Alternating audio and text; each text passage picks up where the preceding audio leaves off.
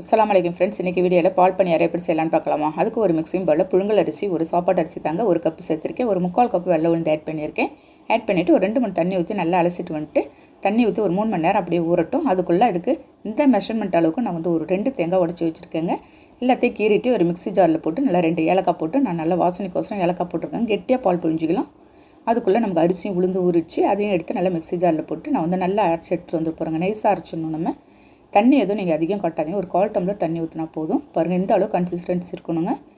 Next ஸ்டவ்வில் nonstick pan வச்சு நான் எண்ணெய் ஊற்றிருக்கேன். நம்ம ரெடி பண்ணி வச்சுருந்த மாவு ஒன்று எடுத்து நம்ம போட்டுடலாம். கையாலேயே நீங்கள் ஸ்பூனால் எடுத்து போடணுனாலும் போடலாங்க. நல்லா ஒரு மீடியம் ஃப்ளேமில் வச்சு இந்த மாதிரி நம்ம பொரிச்சு எடுத்துடணும். பாருங்கள் இந்த சாஃப்டான பணியாரத்தை நம்ம தேங்காய் பால் எடுத்து ஒன்று ஆட் பண்ணிட்டு போகிறேங்க. நான் ஒரு 3 ஸ்பூன் ஒயிட் சுகர் சேர்த்து எல்லாத்தையும் நல்லா மிக்ஸ் பண்ணிவிட்டு சேர்த்துடலாம். எல்லாத்தையும் ஒரு 1/2 அன் ஹவர் கழிச்சு சாப்பிடும்போது ஊறி நமக்கு சூப்பரான டேஸ்ட்டில் இருக்கும். ஓகே ஃப்ரெண்ட்ஸ், நீங்களும் ட்ரை பண்ணி பார்த்துட்டு கண்டிப்பாக கமெண்ட் பண்ணுங்கள். வீடியோ பிடிச்சிருந்தா லைக் பண்ணிவிட்டு ஷேர் பண்ணுங்கள். மறக்காமல் சப்ஸ்கிரைப்